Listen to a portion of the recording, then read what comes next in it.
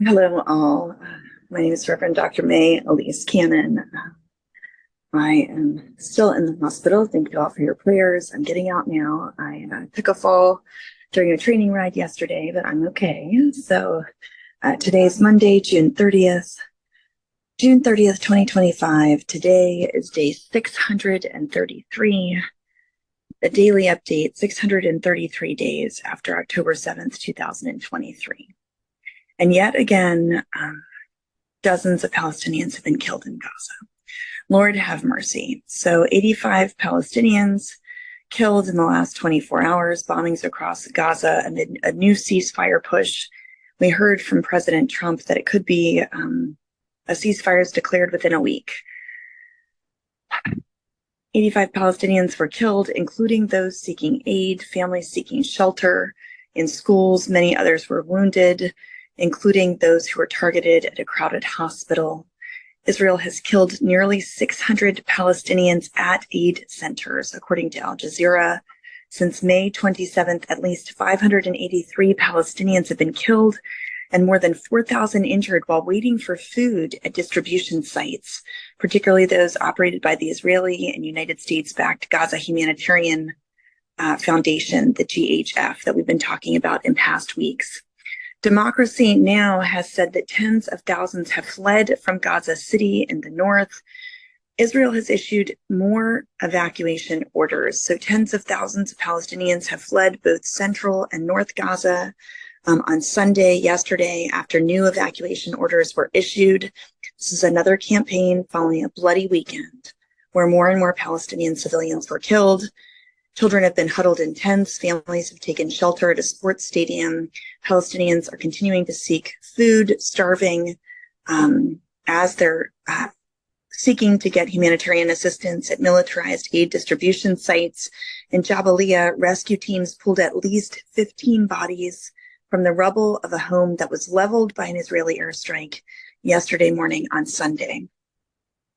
In Israel, there's a map that was just released by Haaretz that is chilling. It shows Iran's missiles and how they've obliterated Israeli neighborhoods. And so I'd encourage you to take a look and see how many, when you hear the red alerts when you're in Israel. I've lived there. I've turned on the red alerts, and it can be quite harrowing to hear them going off. So take a look at that map as well.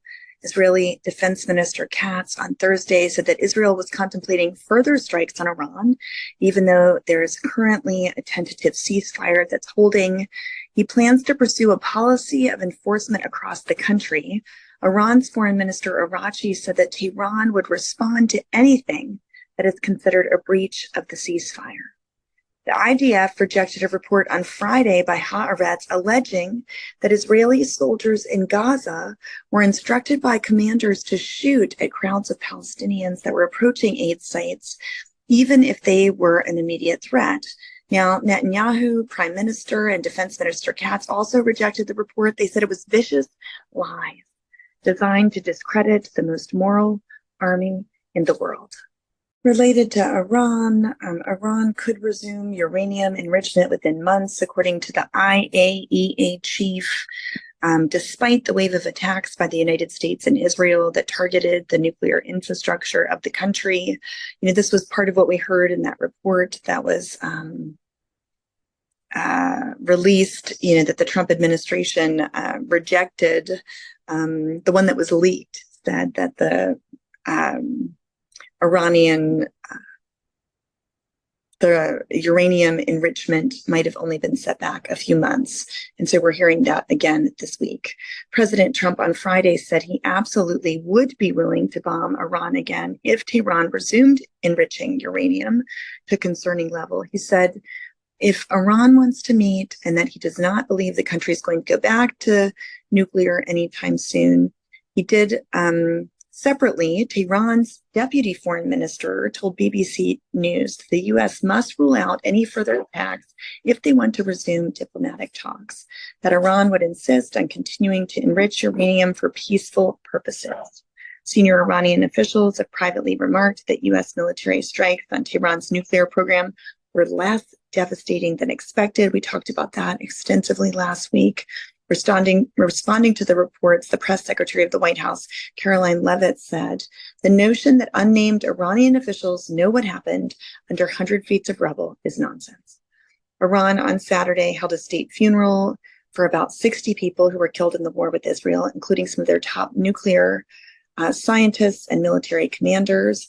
And Iran is not threatening the IAEA head, Rafael Grossi, or any other nuclear inspector, said Iran's ambassador to the UN in an interview aired yesterday.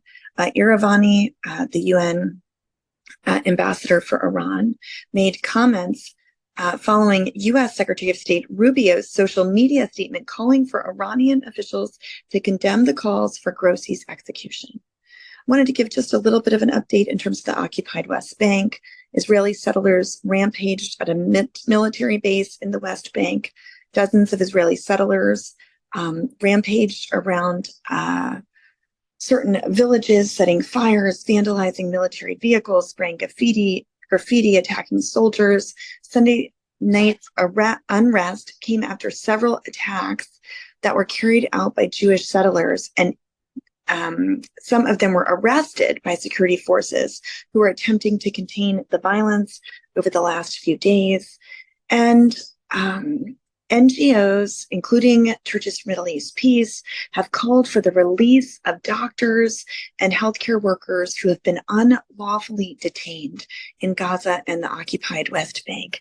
At least 185 healthcare workers have been held in Israeli detention as of February 2025.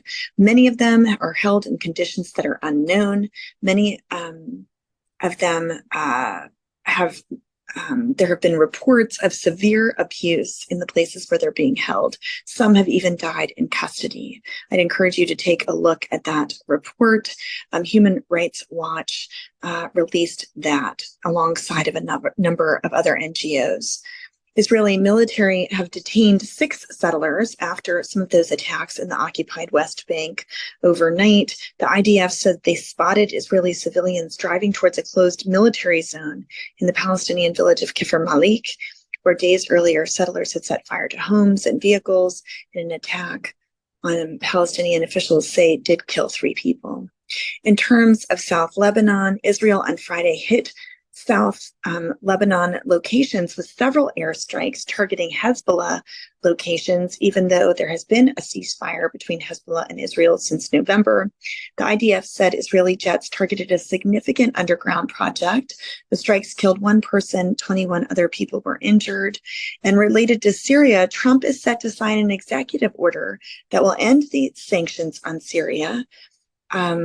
Completely, according to the Associated Press. We're not safe here anymore, Syrian Christians have said after that devastating church bombing that happened a week ago Sunday. While interim President Ahmad al-Shara and his government have pledged to protect all citizens, recently the deadly sectarian violence against the Alawite minority community, that was the community of the former president, and then also Druze communities have expressed feeling unsafe in addition to Christian minorities in Syria. In the United States, Trump has reiterated that Iran nuclear talking points continue to be on the table. Again, he has vowed that Iran will not get access to the nuclear access or nuclear weapons. The U.S. military will intervene if they do make an attempt, but he is still trying to return to the peace table to try to negotiate a settlement. Trump has also told Israel to make a hostage deal as the IDF has ratcheted up fighting in the north of Gaza. The U.S. Senate on Friday voted 47-53 to reject a resolution that was brought forward by Senator Tim Kaine. This was actually a really close vote, 47-53. This was the Democratic senator that would have blocked the U.S. military action in Iran without authorization from Congress. So this was the attempt to enact the War Powers Resolution. So it was not enacted, but it was very close, 47-53. The U.S. did not use bunker buster bombs to strike Iran's Isfahan nuclear site last weekend because the site is so deep the bombs would not have been effective, said the Joint Chiefs of Staff Chairman Dan Kane. He told lawmakers that during a classified briefing last week. It's interesting that classified briefings don't stay classified very long these days. Trump on Friday said he thinks that a ceasefire in Gaza is possible within a week. We've been talking about that. We'll keep a close eye on it too. And the State Department continues their mass layoffs combined with extra demands to assist U.S. citizens that are seeking to flee Israel's war with Iran, and have left the U.S. workforce quite exasperated, embittered, according to employees. One State Department staffer said the push for extra hours exposed how the State Department leadership either doesn't appreciate it or just doesn't care about their workforce. They said that there's a widening global crisis. 60 Democratic lawmakers on Friday told Secretary of State Rubio to pause the mass layoffs and the ongoing hiring freeze. I call your attention to our action alerts on the CMEP website if you haven't taken those, calling for a ceasefire and sending letters to Gaza. I hope to read some of those to you in days ahead. Children and families have been writing to members of Congress to call for an end to all the war on Gaza. So join us in those efforts if you've not already. May God go before us in the name of Christ. Amen.